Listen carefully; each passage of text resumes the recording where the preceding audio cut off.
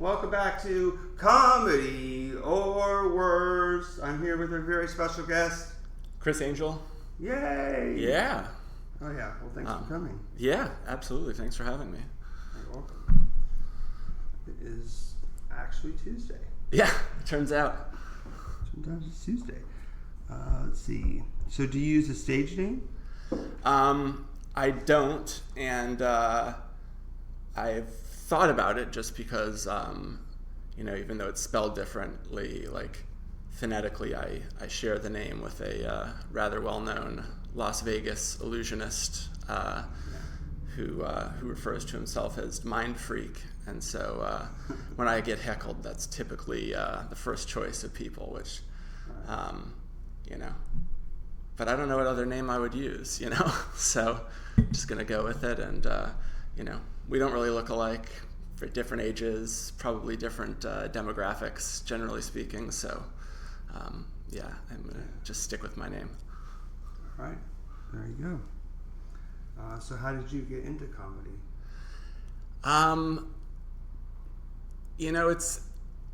It's one of those things that, my whole life I would say comedy's been my favorite sort of diversion, source of entertainment, whatever. Yeah.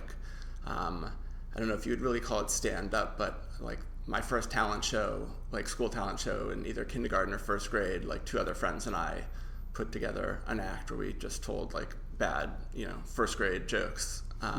But so that was like, from early on, I really liked trying to make people laugh, and I love to laugh myself. But in terms of, I can't say I ever really thought that it was like an option.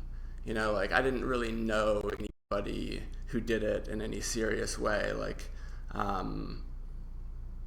don't know, for better or worse, I sort of like grew up just sort of thinking like your path is to go to high school and go to college and then go get like a regular job where you, have to wear shoes and a shirt and, that whole thing. And so I did sort of a version of that for a while, pretty long while, I guess.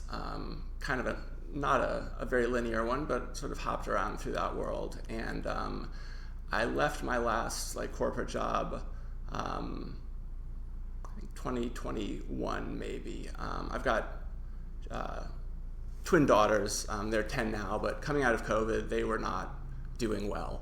And at the time, my wife and I both worked a lot. She traveled a lot.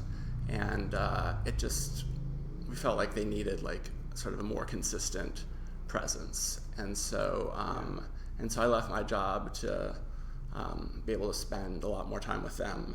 And it was great at first. Like I was kind of coming to the end of I think what I wanted to do with that company.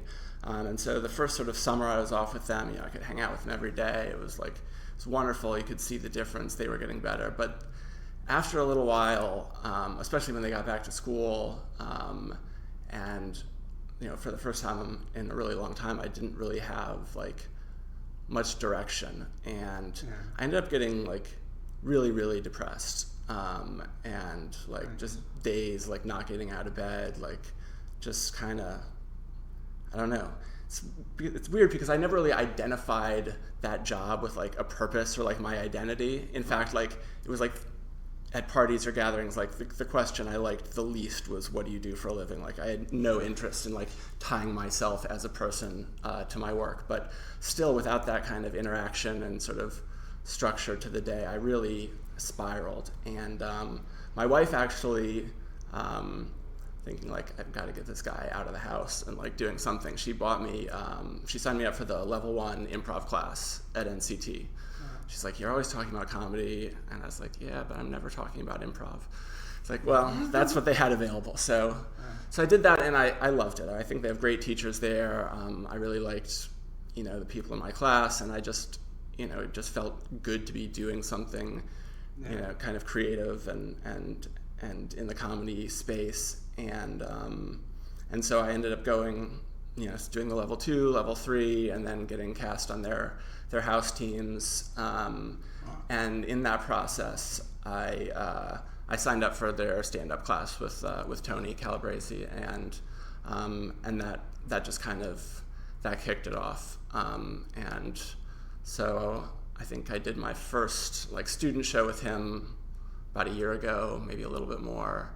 And then, just I think once I was on stage with the microphone, like in front of a crowd, it's like all I wanted to do.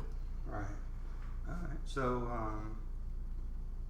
would you recommend taking a class, or would you say just you don't need a class, just go and do it? It's a good question. I think to a certain extent it kind of depends on your personality.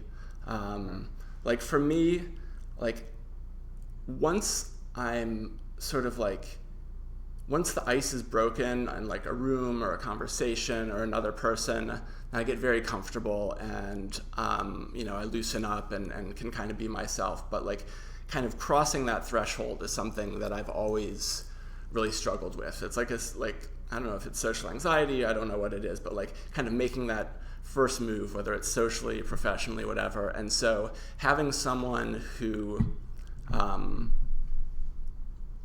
seemed really invested in me being funny the way Tony is with all of his students. Like he wants to meet you where you are, and he wants everyone in his class to be funny and to love it, whether they only want to do the student show or whether they want to go on and do it forever. And so I think having that kind of springboard for me really helped just kind of getting over the hump of like, how do you actually do this? Right. And it is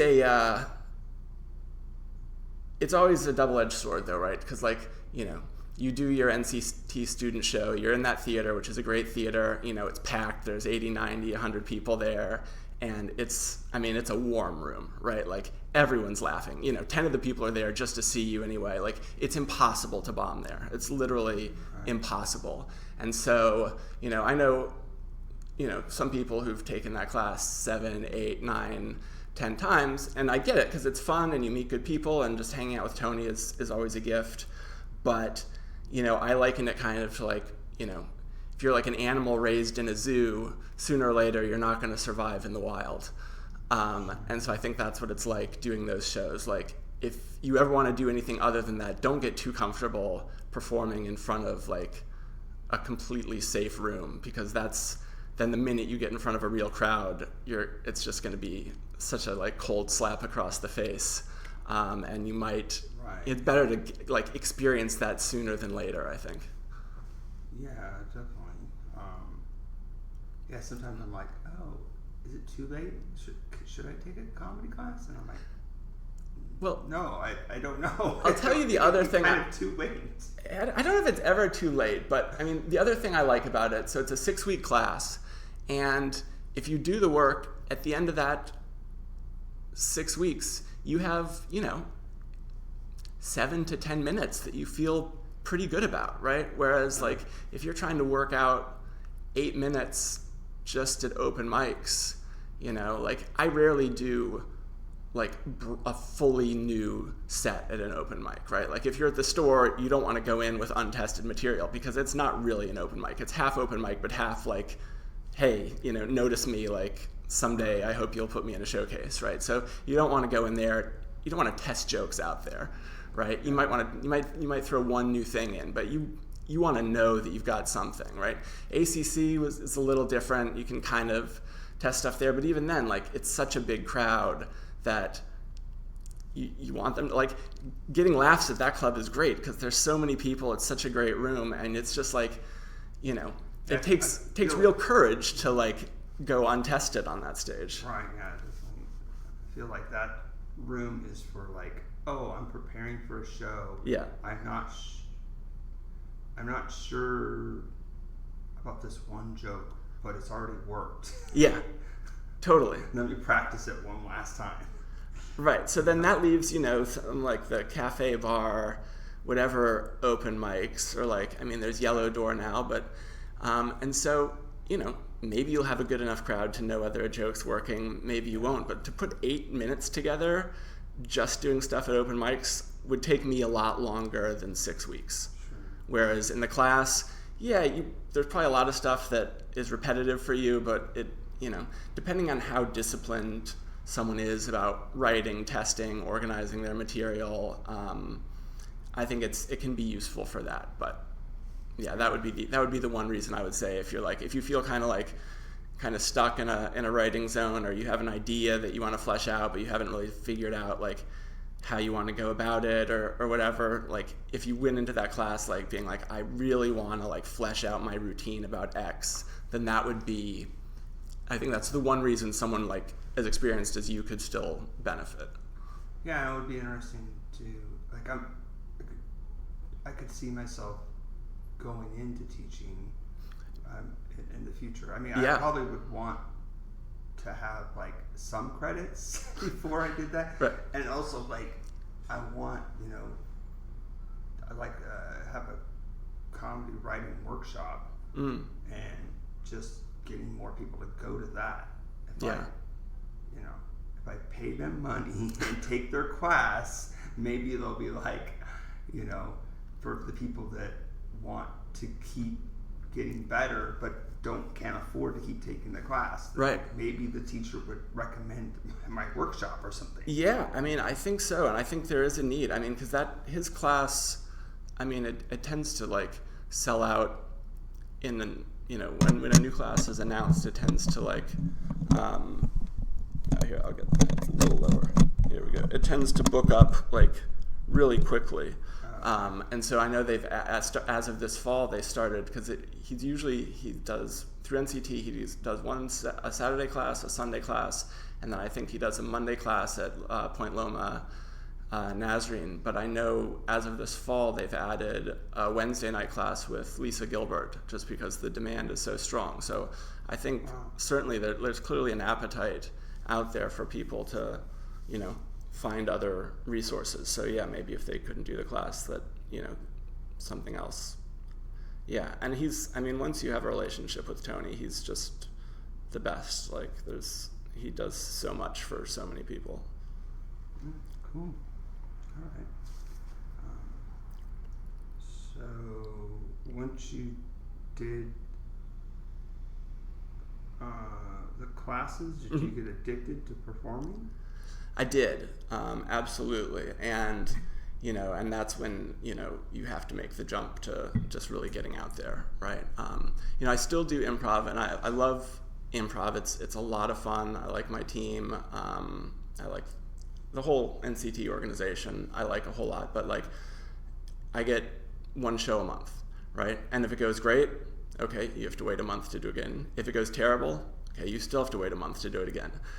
Whereas like stand up, there's pretty much every night of the week, if you're willing to drive a little bit, you can get on stage at least once, and so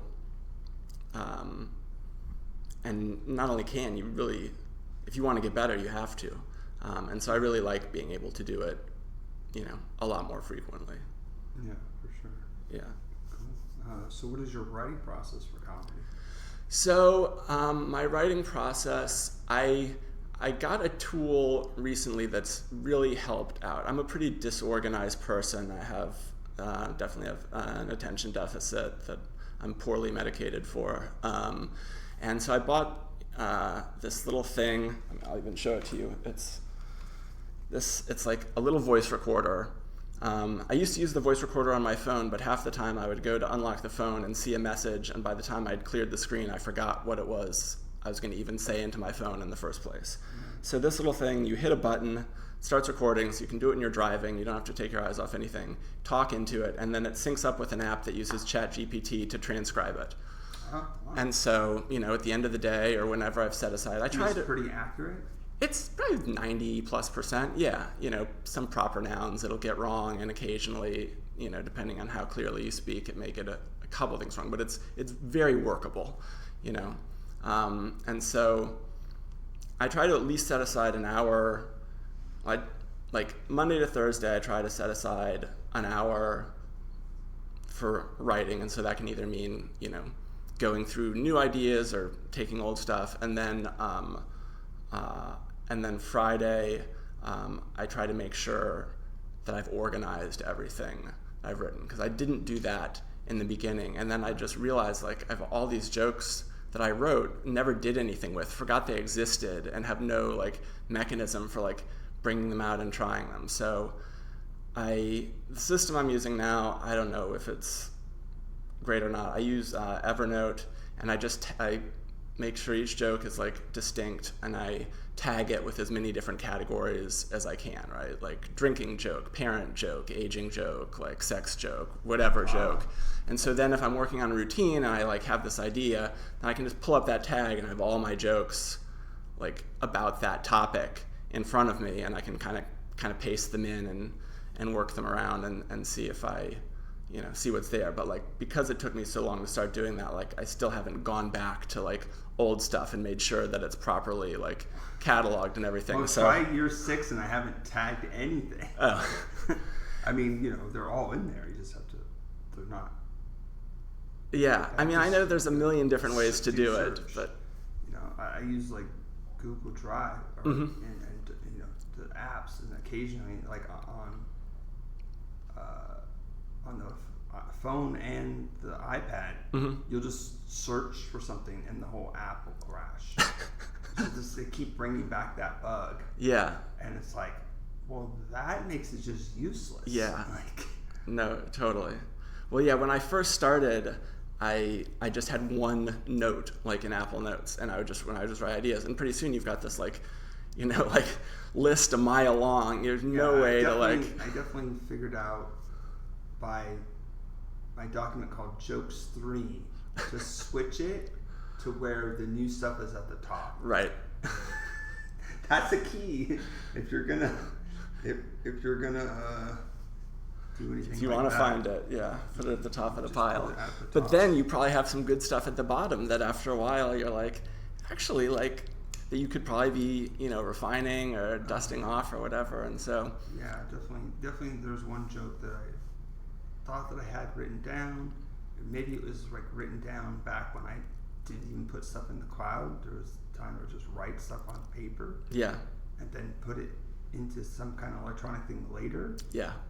And I was like trying to find it, trying to go, I probably recorded it, and I still couldn't find the original version. Ugh. But then I just sat and thought, and I'm like, I think I could just remember it. And I think I got it pretty much back. And then now it's changed, but it definitely was a lesson. Well, I definitely used to have the thing, especially like, I don't know about you, but like a lot of times, like in like the half an hour before I go to sleep or whatever, like I'll get, just ideas. And there's a period of time where I thought, I'm too tired to write that down, but like it's so funny, there's no way I'll forget it. And of course, not even by the next morning, like 5 minutes later, it's completely gone. And so now at least like it's made me less lazy about,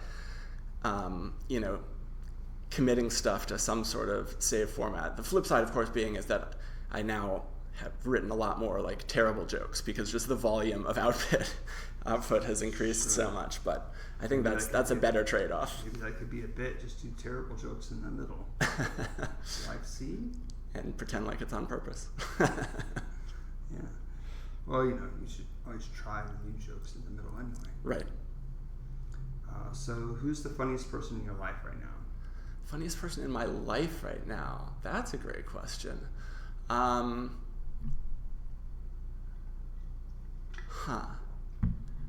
mean, it would be the lamest answer ever to say my kids, but they kind of are. They really crack me up. No answer is off the table. It's just like such a typical. It's also because there aren't that many. They're kind of the main focus. So you just have twins? I have twins. Yeah. I mean, I'm sure that's enough. Two at once. Yeah. Well, the early days is madness. Like it's just a complete blur. But I think compared to kids of different ages, like once it starts getting easier, it gets even easier in the sense that they like don't need you as much because they're so like locked in with each other that like they don't expect you to entertain them. They're like happy for you to just like get the hell out of the way and like let them do their thing. Whereas like with different ages, sometimes they like want to do different things, and then so I don't know. I mean, obviously it's the only experience I have, but yes, to the extent that I remember the first couple of years, it was pretty exhausting. Yeah, can imagine. So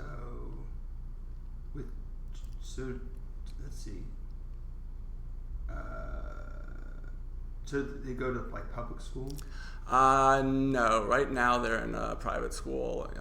Okay, but at least they're getting out of the house. They're getting out of the house. Yeah. But they have, they have a lot of interesting interests. I'll give you and they love reading. So they when I say they're funny, they're filled with just sort of unexpected, facts and things like that. And they're really into comedy. They love the fact that I'm doing comedy. They like going to improv to the extent that I let them watch my stand-up. They enjoy that. And I was telling them about, back when I was in improv classes, they always wanted to know what happened. And there was some game we were playing and I was trying to describe it to them. And I was like, well, I don't know if you'll understand this joke. Do you know who Neil Armstrong is? And one of my kids said, yeah, he's the first guy to pee on the moon. Which, maybe that's true. I guess that would make sense. It's not how he's typically referred to. But he probably peed in his suit. Yeah, I would guess, yeah. He didn't actually pee. Right, I don't think it touched the lunar surface, yeah. So, just of all the ways to describe someone. So yeah, stuff like that keeps me pretty amused. Yeah. But yes, they are back to getting out of the house, thankfully. And so when they're reading, though, are they reading the same books or different books? A little bit of both. Right now, it's a lot of the same, because we've moved a few times this year, and so a lot of our stuff is in storage, and so they kind of have a limited selection, and so they're kind of just passing those back and forth right now. But yeah, for the most part, I would say one... That's interesting. So they like physical books? They do. Wow. Yeah, it's wild. Being born in 2014, yeah. 14? Yeah. There was already audiobooks. They do have Kindles. They use their Kindles a lot too, but no, they seem to like the whole tactile book experience. Yeah. Yeah. Nice. Let's see. So, I asked this to everybody. I don't always know the answer, but when did we meet? So I was preparing for this because I've been listening. I've been boning up on the podcast. No way. To prep. It went up by 1.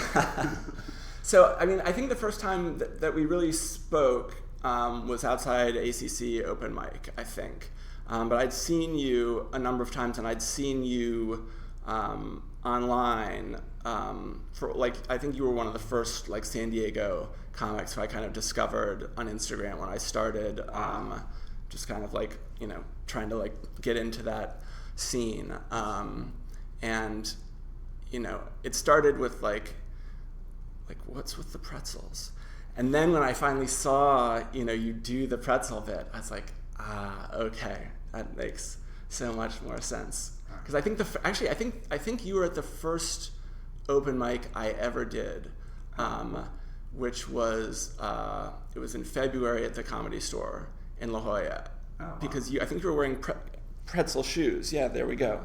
And I was like, okay, this guy is committed to this. Or should I be committed? But I don't know if you did. I don't think you did the bit that night. And right. Because I think the first time I saw it was at Imperial Bar, maybe when for an actual show or something.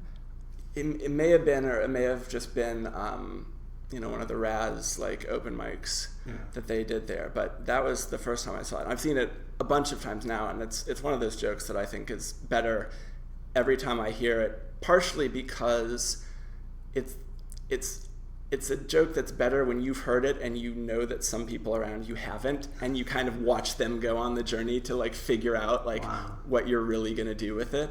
Yeah. So yeah, but yeah, I think the first time that we spoke directly at each other probably was after ACC. I think I remember you saying, "What's with the pretzels?" And you had gone up that night. I don't think I would have said that, but it's possible. I won't deny it, but because I feel like I kind of figured it out. But I thought you said that. It's possible, but anyway, I'm a fan of the pretzels. Oh, cool. So, have you ever traveled to do comedy? No, I haven't.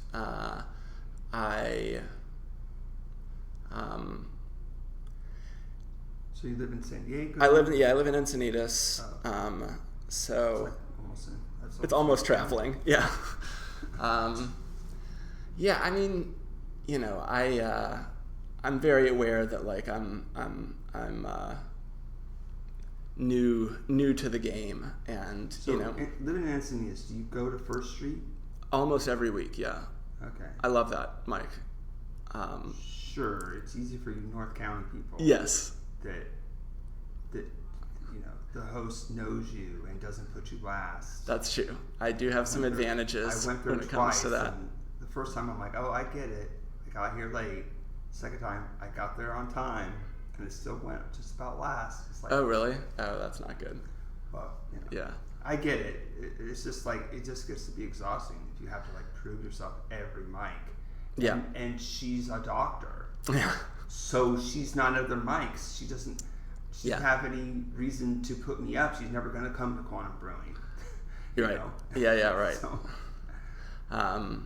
Yeah, and it's a late mic too. I mean, yeah, it's far to go. If you're lucky, it starts at 9, but it usually starts a few minutes after 9. And but yeah, for me, it's great because it's close, but also you know, 6 minutes is a pretty good deal for an open mic. I don't know of any others that give you that much. And you know, it's a funny place because, you know, I always think it's funny when you're doing comedy in front of people who did not know that there was going to be comedy. Which is crazy because it's every week. Yeah, right. But, you know, I guess, you know, over the summer you get random people, and I don't know, you know, I don't go to that bar any other night really, so I don't know like what the deal is. But yeah, it's pretty well sort of advertised. And again, it's a bar on a Monday from like 9 to 11. Like it's, you wouldn't think there are a lot of just random non-locals there, but you definitely, like last night there was a rowdy group of drunk, like early 20-somethings who definitely did not know that they thought they were just going to be playing pool and messing around. And so when you can get those people to laugh, that's always a good feeling. Yeah, definitely. So do you have any hobbies or passions that's not related to comedy? Yeah, sort of. I've recently become a slave to the New York Times word games, so spelling bee, connections, and the crossword puzzle. I do pretty much every day. I pretend that it's my way of like staving off Alzheimer's and dementia, but I don't really believe that. I think it's just an excuse to play games on my phone. But and yeah, other than that, I mean, I guess I have over the years, but recently, between sort of parenting and keeping a house together during the day, and then trying to get to open mics at least 3 nights a week. I like to do more if I can, but 3 is kind of the minimum. And then, you know, as I said, my wife still travels a lot and works a lot, so really, you know, the only time we see each other is like Friday and Saturday. So don't have as much time for hobbies anymore. But yeah, who knows? I need something that involves like a little bit more like physical activity to become a bigger part of my life, because writing and hanging out in bars is not the best sort of it's not the healthiest pastime. Yeah, my gym membership just went through again. I'm like, oh my god, I need to actually start going again or cancel this thing. Oh yeah, I know. It's awful. I was like, oh yeah, what I'll do is I'll listen to podcasts and work out and and it's like you just have so many projects that you're doing, and it's just hard to well, because you're working, you've got 2 shows, you're doing what, at least one of these a week? Yeah, like I'm trying to at least do 1 a week so I can sometimes 2, or I think the max I did was 3. Wow. I had 4 scheduled, but one of them didn't work out 1 week. So it's actually getting pretty good, because that's a lot. When I went to Slotted, that really helped, because having to like just keep constantly asking people, you know? Yeah. Oh, let's record. where then like, when are you free? When are you free? When are you? Yeah, it gets to be exhausting. So it's nice to just have a list, an email list, and go, and then push the button, send it out again. Yeah, no, that was. I have to say, I mean, both in terms of signing up for Quantum and this, like, it's definitely a nice system. I know, like, the first time I used it was when Carla was using it for her mic down at Imperial Bar, and it's nice to just sort of be able to have the lay of the land, see what's there, and and then to get that reminder email also is a plus. Yeah, I could definitely.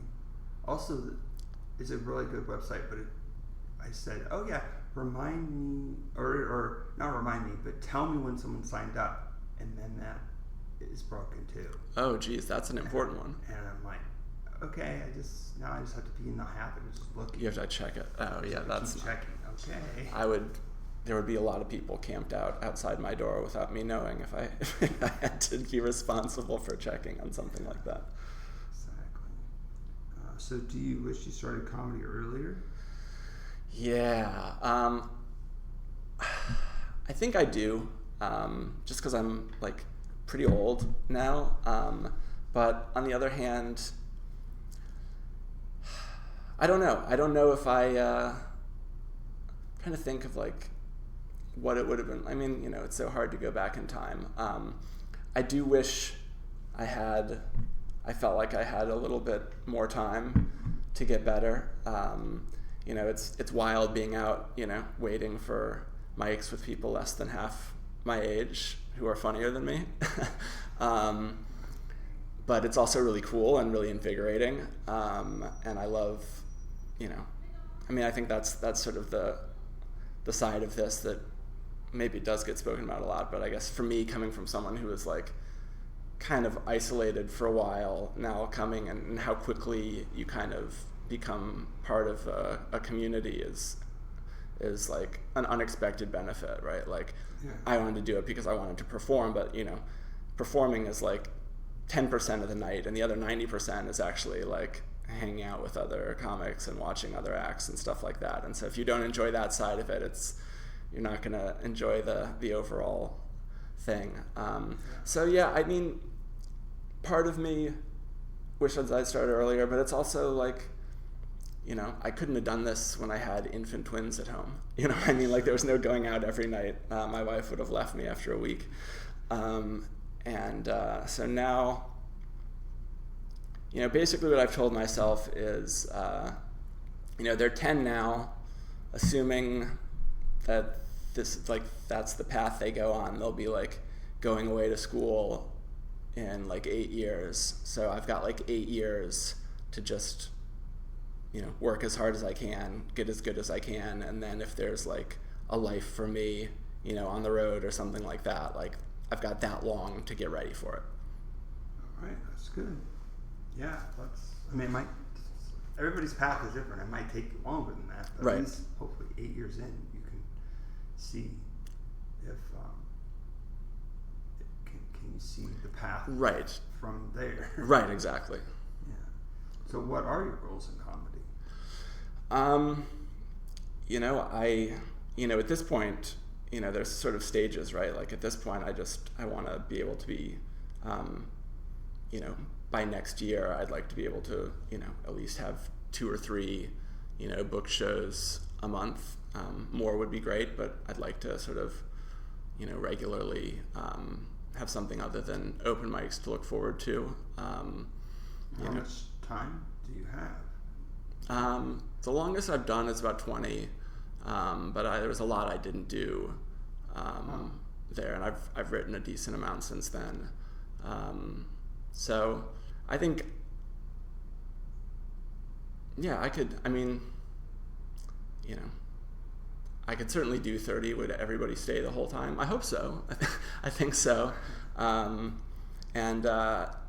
don't really do much crowd work. I don't have a lot of filler, so that's all like, written routine. And so that's also something that I'm going to have to, work on a little bit more.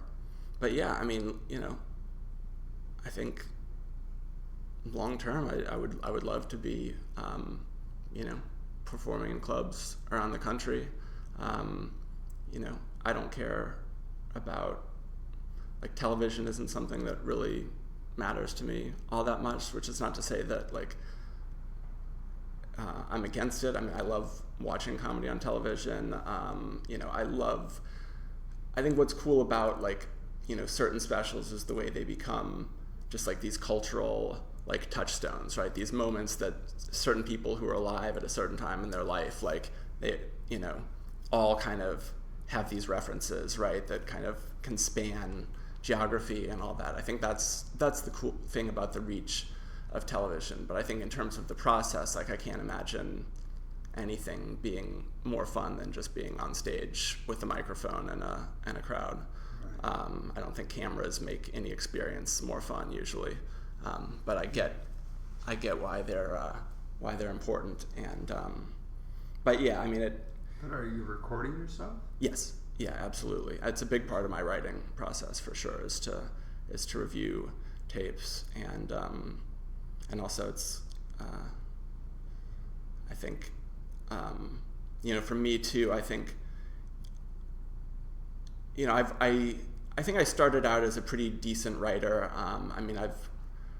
I've worked as a professional copywriter before. I've done other public speaking. I've done, like, advertising and marketing. I've done a lot of writing, and I feel like I've always had, like, an okay sense of humor. And so I think, I started out, I think I had some pretty good jokes, but I think my stage presence was garbage. And it's certainly not there yet, but I think, when I go back and look at, some of my early tapes versus now, it's almost like I've made more progress there than I have, I think, in terms of writing.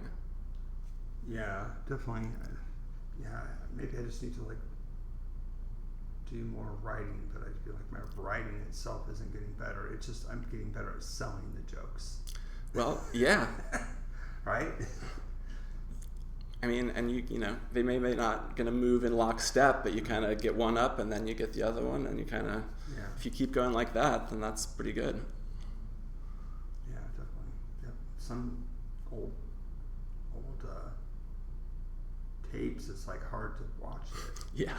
All those, occasionally I'm like, wait, why did I stop doing it that way? Oh, that's funny. Well, that's another good thing. Not a lot, but it has been, like, interesting. Like that was working and I didn't need to change it. Yeah. Huh. Yeah. Yeah, I have to, like... You must have, like... You probably have, like, a week of footage by this point. Oh, it's ridiculous. Yeah, you got to keep up on it. Yeah. Luckily, or not luckily, I guess... I guess, yeah, luckily I was like, oh, I improvised, I have this, like, new song, and I'm like, I know I improvised some lyrics, and I'm like, so I, like, it was on Friday at Quantum, and I listened back to it, and I was like, okay, yeah, some of that stuff I kind of already remembered, or, it was like, because I'm trying to go up with no notes, although at the Stats, when I'm just doing, like, comedy songs, I'm, like, giving myself permission to, like, go up there with the lyrics. Sure. For, there's, I don't know what is that Monday? That's on Mondays, yeah.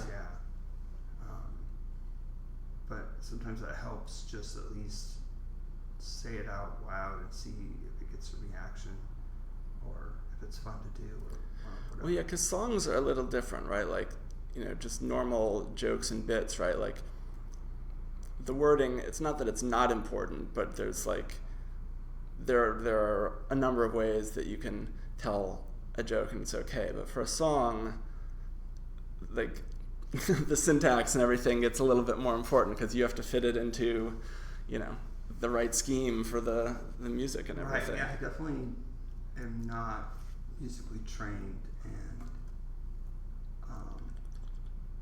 I've been told that it's, some of the things I do, that's not a song. And it's like, well, no one else is saying that, so I'm not listening to That's you. not a song. What a weird criticism. Yeah, Dayton. Shout out to Dayton. Oh, well. That's not a song. It's like, oh my god. Well, what do you know? You're not doing comedy songs anyway. you don't have to take anything that another comic says at an open mic seriously anyway. No, that's true. That's one of the rules. No matter if he's your friend or not. Yeah, exactly. So what is your favorite joke right now? It could be anybody's joke. My favorite joke right now that could be anybody's joke. Well, I'm certainly not going to pick one of my jokes. My favorite joke. The joke that is stuck in my head maybe for the longest, that I've told, had shown to the most other people, that's not super famous, headlining is, do you remember Kylie Troop? She was at the Comedy Store and she moved to Texas. She posted a joke right around the time she left. Well, she started doing open mics here. Yeah. Oh, right at Madhouse. Yeah. So she was the host at the first open mic I ever did, and she posted this joke about all these girls saying that they're aging like fine wine, and she's like, "Bitch, that's for bottles that haven't been opened yet." She says, "You have to accept the fact. Some of us are screw caps." I thought that was a great joke. That one is definitely stuck in my head. That's cool. Nice. So do you have a favorite fan interaction? Either you were a fan of somebody or someone came up to you and said, "Oh, I really love what you did." I mean, every I put fan in quotes, but every interaction where someone I don't know says anything positive about my jokes is my favorite. So it's recency bias. I get it. Yeah, pretty much. So you hear that? Come up and say you like what you did. Or they're all equal. Your favorite. Yeah, exactly.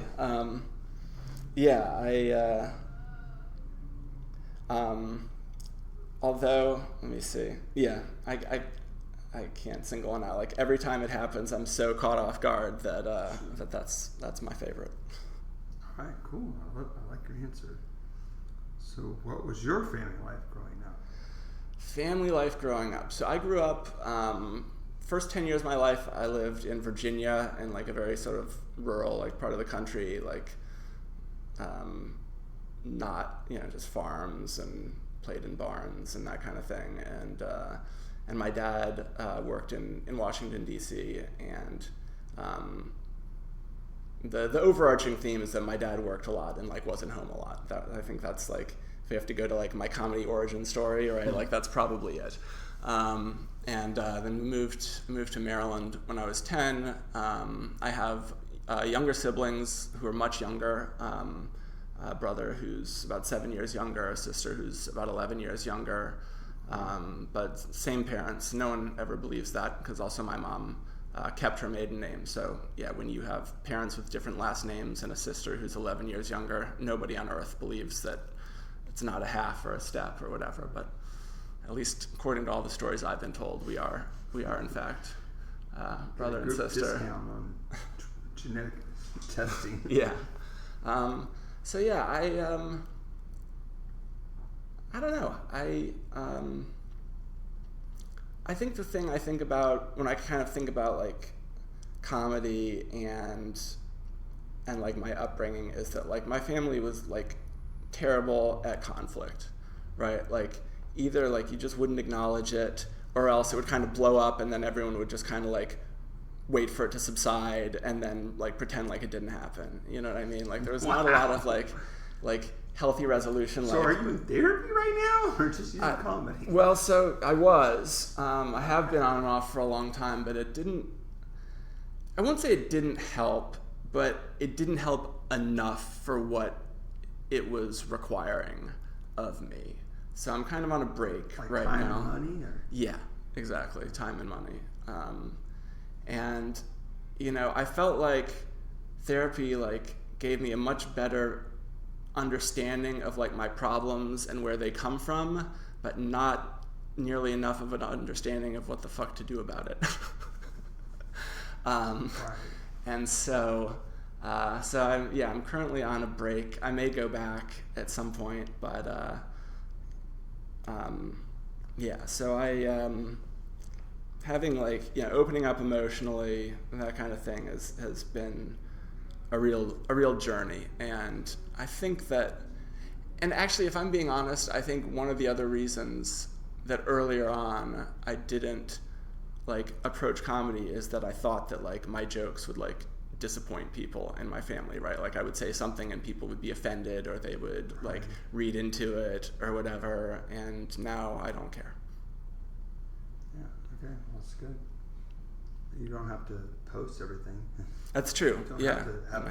My parents live on the other side of the country, so yeah. Yeah, there you go. That makes it better.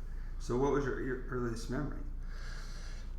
So I don't know exactly chronologically when some of these things happen, but what I think is my earliest memory is this feeling. It's not even exactly being in a place, but I remember a time when I thought that if I closed my eyes, the entire world turned black. I don't know how old I was. I don't pretty young, know, but like I just remember thinking, like, if I go like this, no one around me can see anything. That like my eyelids were the eyelids of the world. And I have to assume I was pretty young, because that's a fairly basic piece of understanding that I think people get over early on. So I think I'm going to say that's what it is, but again, I couldn't place it chronologically. Oh, that's interesting. That's cool. So what's the biggest audience you performed for so far?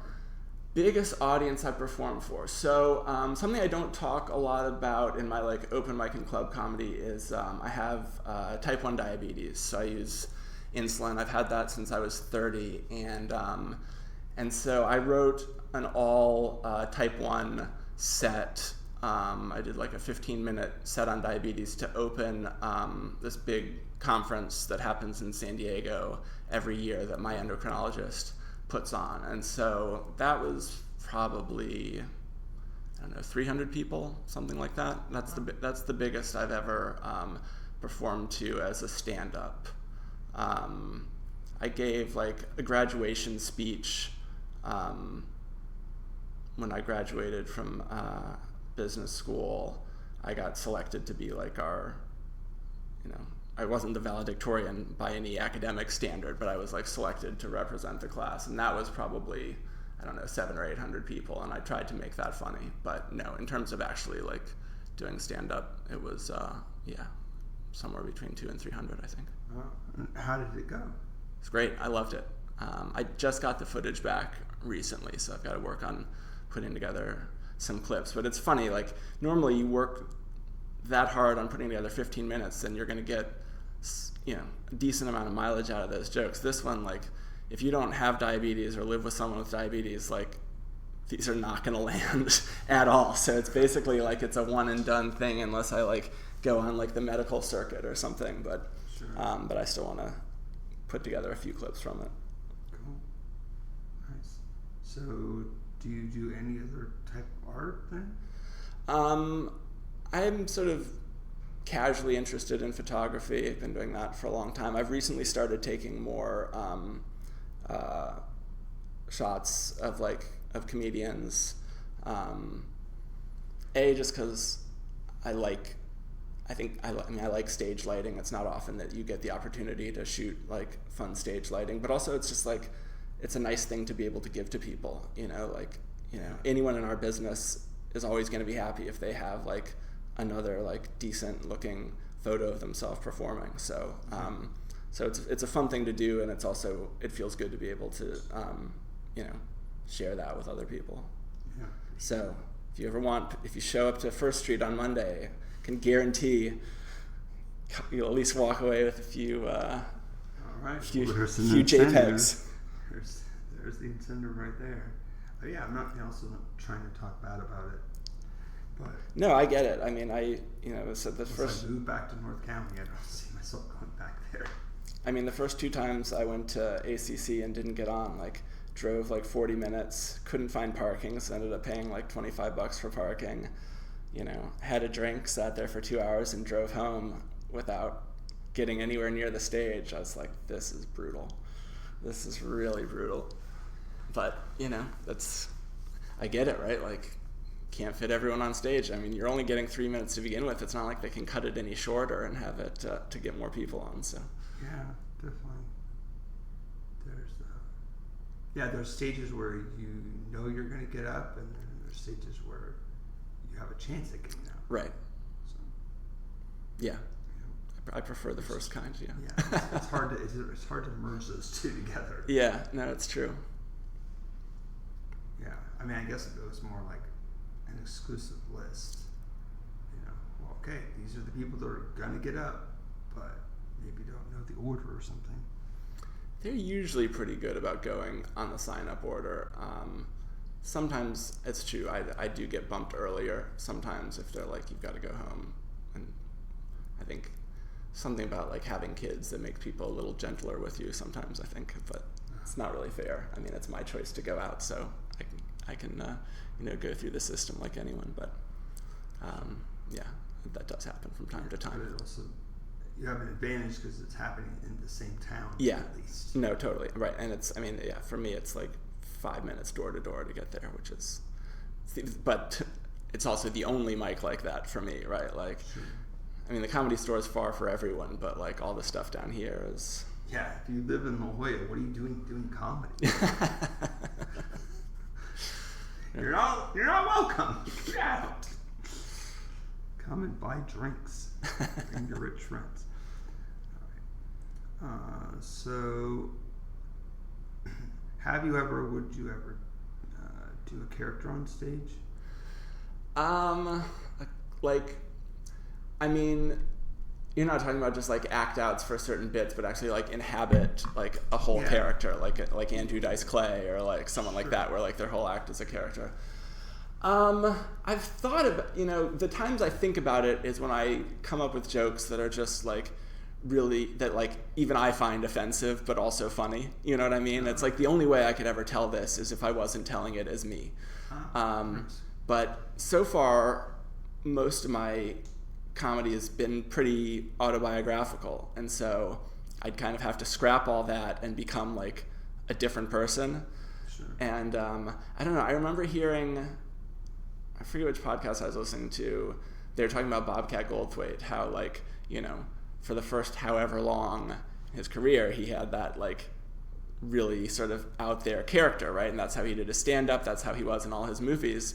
And then he like got to a point where he's like, I don't want to do that anymore. And he could get booked his clubs, and then he would get up there and not do his like zany Bobcat voice. And people were like, what the fuck? Like, this is not what we came to see. And he's like, I don't care. Like, this is what I want to do now. Like, that's a hard pivot. Like the better your character, the harder it is to a certain extent. I mean, I guess Stephen Colbert kind of had to do that too, and he went from the Colbert Report to like his own show where he's like more him. Yeah. But I mean, you're lucky enough to have any kind of success with just one persona. Like to think that you'd be able to have two is like, that's like multiple lightning strikes. So I think I'm already too far down the road of being a version of me. But I do want to work on adding other POVs and like, because I like doing characters in improv, and I do think that can really flesh out a joke or whatever, but it would be like opposite me rather than like in place of me, I think. Yeah, cool. So have you ever won like a comedy contest or anything like that? No, I've never entered one. I don't even know where they are. Where are they? You won the contest. You didn't even know. Oh man, yeah, maybe. I probably put the wrong email address down or something. Yeah, no, I haven't. I don't know even how that works. So, but sure, maybe someday. It's weird for comedy to be a contest, isn't it? Like, yeah, because it's subjective.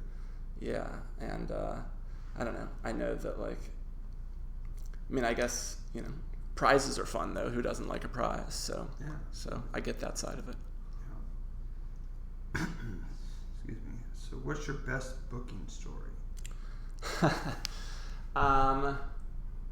Let's see. I don't know if it's like, I guess there are a number of ways to define that. I think the most interesting place that I've been booked to do stand-up is Friday afternoon at 2 p.m. in the front of a Staples office supply store in Solana Beach. Okay. And I've done that not once, but twice. So talk about a crowd that does not know that they're...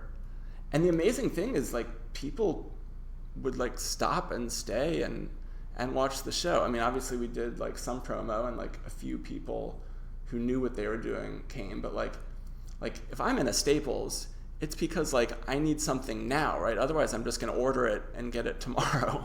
Like, so if I'm there, it's because, like, my printer just broke, or, like, I'm out of paper and, like, I'm in the middle of doing something. But apparently, for other people, it's a more casual visit, and they can pop in and sit down and take a bottle of water and, you know, a handful of candy and watch strangers do comedy in front of the laptops for 30 or 40 minutes. So that was a bit of a revelation.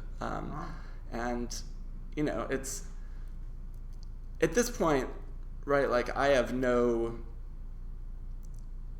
that I have no pride in what I'm doing, I have no, like, there's no, the only reason I would turn down an opportunity to perform would be, like, a hard scheduling conflict, right?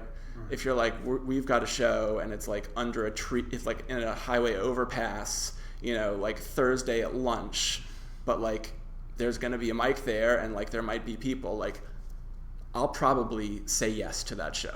You know what I mean? Like, I don't think at this point any experience is bad experience, right? Like, you can't not learn from pretty much any opportunity. So, like, yes, does anybody, like, dream of performing in an office supply store for 7 people?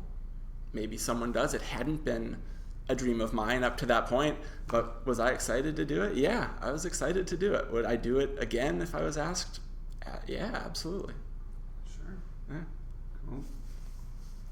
So what's the worst thing about comedy right now?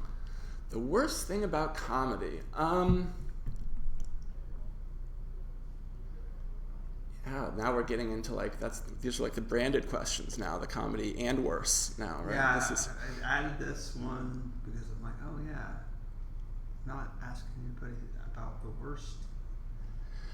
I mean, I guess if I'm being honest, I think, you know, it's not super for my health, like, when I come home late and I'm still kind of, like, you know, a little bit wired from, like, being on stage or whatever, and I get home and then I'm usually hungry, so I usually, like, eat junk food in front of the TV, and then to wash that down I usually have a drink or two, and then so I'm going to bed late and then waking up groggy the next morning to take my kids to school. And I think it's probably just, like, I'm going to need to figure out a way to be a little bit healthier about it. That's probably the worst thing. Sure. Yeah, definitely. As I've gotten older, I can the consequences of what I put in my body is, like, so. Yeah, there's no hiding anymore. Yeah. Exactly. Have you ever been in a car accident? Oh my gosh, yeah. More than I've been in 2 in the last year and a half, I think. Oh, no. The most recent one was in May. My wife and I flew to Chicago. I had a cousin who was graduating from college, my youngest cousin, and so my dad's whole side of the family was going there to watch her graduate. So we flew out for that, and just as we were getting to our exit to go to our hotel, in an Uber pickup truck swung across 4 lanes and smashed into the side of our Uber. So we spent, like, the first 5 hours of our trip in the emergency room. No, like, I had some soreness. My wife had more, sort of more significant, like, kind of aches and pains that she's still kind of dealing with. And jeez, well, whose insurance handles that? The Uber drivers, or? Yeah, we're still kind of, it's still being discussed. Do you feel like suing Uber right now? I definitely feel like someone else is responsible for those bills, yes. And yeah, about a year before that, I was at an intersection in Orange County. It's like a fairly big intersection, and the light was out, so it was a flashing red light. And like waited for my turn to go, and like the car next to me and I like both go through, and just as we're almost clear of the intersection, a teenager in a pickup truck like flies in and just crushes across the front of my car. And that one I was hurt a lot more. I had a lot of physical therapy. I had like there's still like a weird like bump and scar on my wrist. The airbag ripped my watch off and like burned my wrist basically. Wow. I had to get a bunch of epidurals in my spine, and it's still, it's okay. So yeah, those are the two most recent ones. I don't think we have to go all the way back, right? That's good enough for now. Oh my goodness. Had real good luck with cars recently. Jeez. So are you looking forward to self-driving cars where everybody has them and hopefully they don't crash into each other? Or? I mean, yeah. I think overall, yeah, certainly I think between like the hours of like 8 and 11 and 4 and 7, you should definitely have the self-drivers out, and then maybe, during some of the off hours you can, let the rest of us putter around a little bit. But yeah, I mean, I've never been in a car while it's fully self-driving. I don't have like an opinion of like whether they're ready or not. Like my car has like lane assist, or if you start drifting, it'll kind of like pull you back or things like that. And I think that is pretty helpful. I don't know what that'll do if you're running a light or swinging across 4 lanes of traffic. But yeah, certainly, I mean, as I think about like my kids slowly creeping up towards driving age, I have very mixed feelings about that. On the one hand, like, if I didn't have to drive them quite as many places, that wouldn't be the worst thing in the world, although I do enjoy our time in the car together. But at the same time, like, I don't know, as cars just get bigger and heavier and faster, the idea of putting like inexperienced people on our crazy freeways is, I don't think I'm ready for that. Right, and they probably never take like an Uber by themselves. Maybe by that age, I don't know, but yeah, certainly not now. All right. So, do you have any merch? I don't. I don't even know what it would be. I don't feel like I have like any real sort of signature line or gimmick or whatever, right? Like my only real like identifiable feature is, I guess, height and glasses, but I'm not sure that that's what I want to promote. So yeah, no merch. I think yeah, I'm curious like how long you've been doing it, because you seem like you've got that pretty figured out. Well, no, I mean, it's the goal is to be able to sell stuff while I sleep. Yeah. But a long ways from that. Sure. I guess the story is like back in college in 2003. It's there was like the T-shirt a day. And like oh yeah. I would like to I remember submitting stuff to that. Never did it. But then there was websites where you could put your designs up and sell. Stuff, but never really sold anything, and didn't have the money to like buy it for myself. Yeah. So, and also I grew up to where like the big name brands like just never really, we were poor enough to where we never could afford that, and I also didn't have any interest. Yeah. Wearing other people's things. Sure. So I guess I really wanted, to do this for a while, but it's not like I want to like have all this like run my own store or something. Right. Yeah. It would be nice just to be able to sell it online. Yeah. But just give it enough time. It's crazy. Like, I sold an item, and someone actually came to the Quantum Brewing and then talked to me afterwards, and they wanted something I didn't have because it was the vitamin D stuff, and it just was off the store. Yeah. But they ended up buying a pretzel tote bag, and they bought it online, and that is like, wow, okay, that's awesome. So I'm going down the right track, because it's hard to like. Well, with tote bags, it's easier because I could just have some and just all one size. Right, that's true. But still, it's like, I don't know how long I'm gonna do this pretzel joke. So I know you've kind of locked yourself in. Now, like I don't know if I want to buy a bunch of them, right, and tie yourself to them. Now I have to try to sell them. Right. Yeah, I get that. Yeah, I think that's the challenge, right? Like, deciding what you would even want to make it be about. Like, I don't know that I have like any real interest of like making like, some caricature of my face, or I don't know. So I don't know what it would. Well, it's also I want to like do. There's funny ideas that are just a shirt.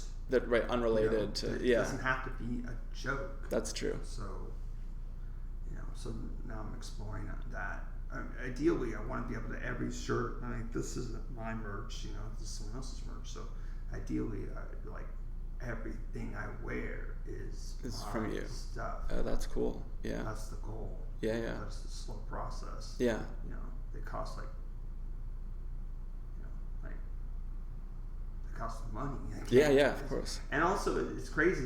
It's like I almost have to like save up money too, because like every time you have to pay for the shipping. It's not like it's Amazon. Right. Where you get free shipping. Yeah, that's it's like, and like the shoes come from China, so. Oh gosh. Yeah. Yeah. The shoes is really where it's like it's taxed on that price every time, because I'm not going to order 5 pairs of shoes to save on shipping. Right. You must get so many comments on the shoes though, because they really there's nothing else like them. Yeah, these are the slip-on ones. So my other tennis shoes, I've now went to it says Comedy Wars a bunch of times on it. Okay. But it also is, some of the letters are little tiny pretzels. Yeah. If you really look at it.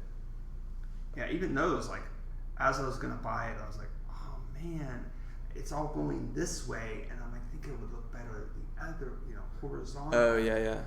And I'm like, oh no, I just buy it and see. Yeah. And I'm not disappointed. I like wearing them, but I definitely think that I might just redo it next time. I don't know if I would redo it. Just give people another option. Oh yeah. And then I would buy the other option. Yeah, right. And then people go, oh, I like it, but it should go this way. And I'm like, well, don't worry. Yeah, it can. Just right here. Yeah. That's funny. Yeah. So anyway, I don't bring that question up to talk about my merch, although it doesn't help. It doesn't hurt. Yeah. Well, there's a lot more to talk about with your merch than mine. Ooh, sorry. Sorry, ruined the whole thing. Sorry that the chair is so small and the table is so in the way. Do I look comically out of proportion with the studio here? I hope not.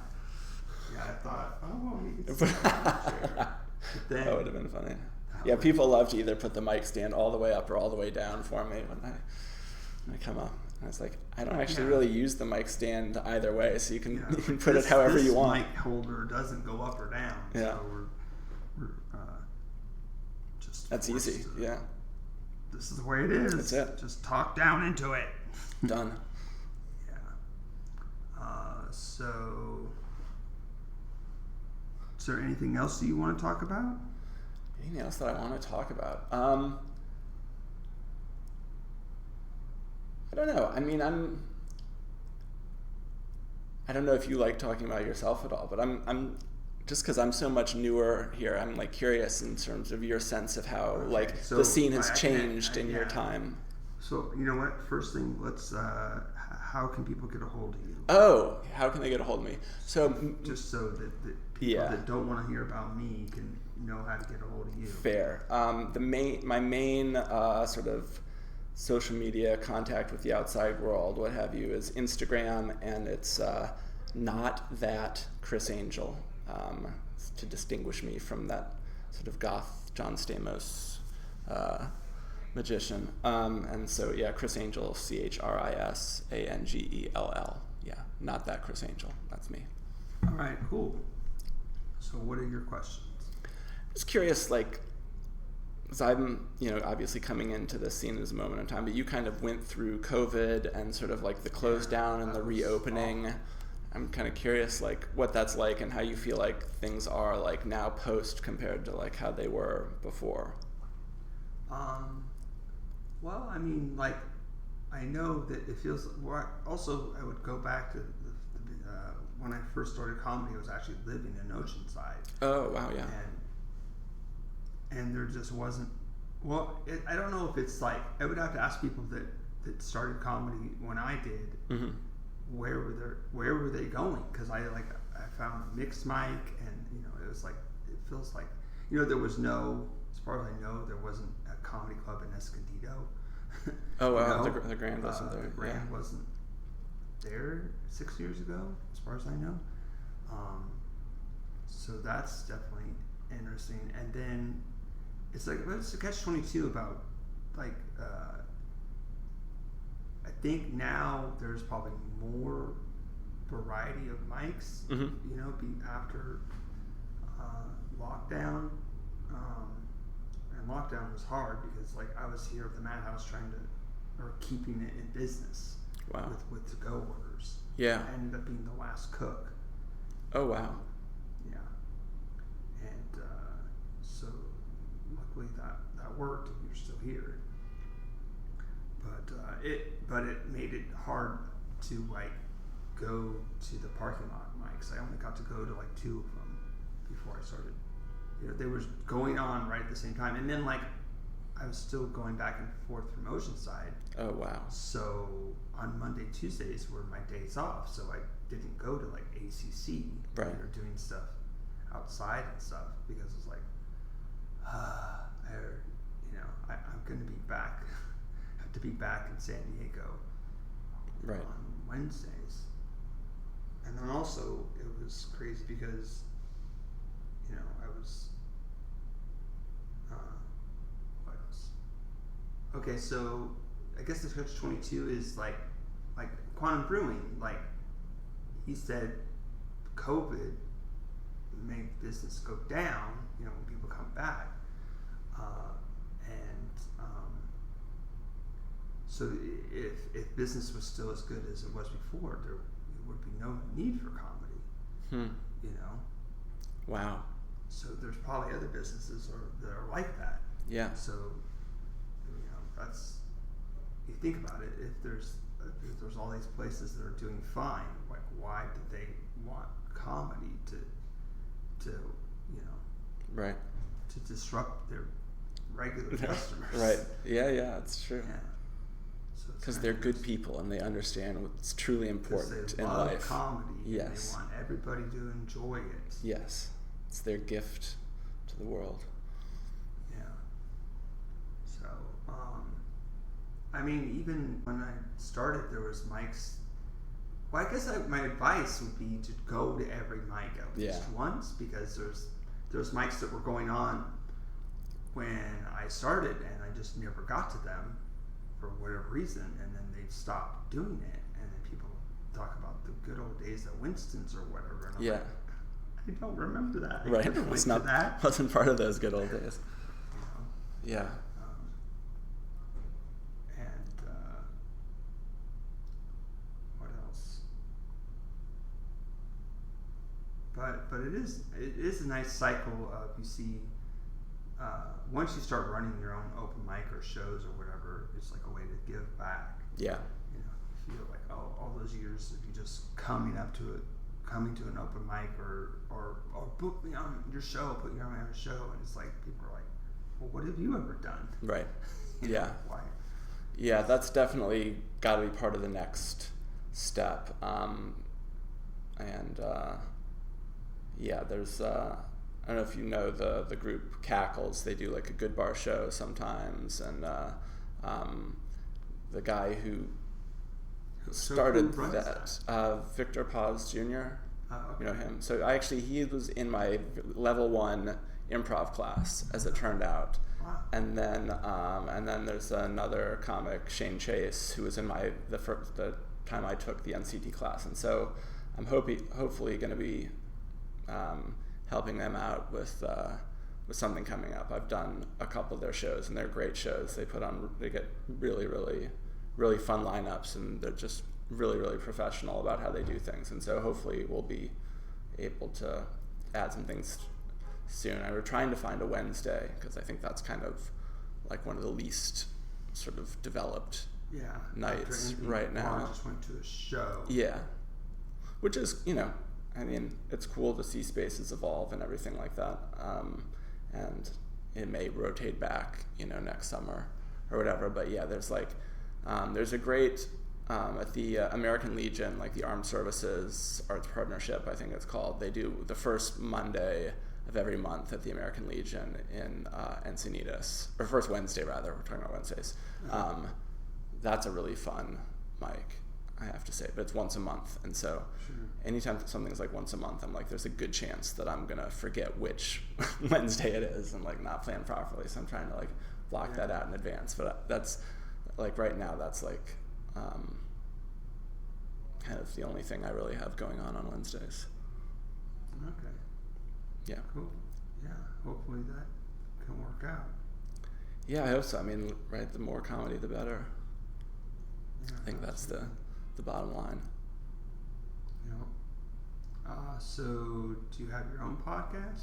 I do not. No, this is the first podcast I've ever been involved in ever. Wow. You've got my debut. That's good. All right. Yeah. Maybe you'll get addicted. Maybe. It wouldn't be the first thing. Now everybody have to have you on your podcast. Okay. So, I forgot to say it out loud now, so don't forget. What I've been trying to do is record the podcast, and then we stop, and then we record a quick promo for the podcast. Oh, okay, cool. So is that cool? Yeah. Hell yeah. All right. So I can't think of anything else. We got through all the questions. Great. Good questions. That was fun. Okay. Oh, should I add any questions? No, I think... Okay, write in. Let us know. Should I add any questions?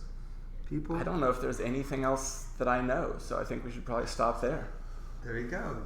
He has to go get more experience. To Yeah. Come back at a later I'm tapped out of information. Exactly. All right. This has been Comedy or Worse. I went up, you went down. Is that okay? Is there no rules? There is no rules. Okay. All you gotta say now is bye. Bye.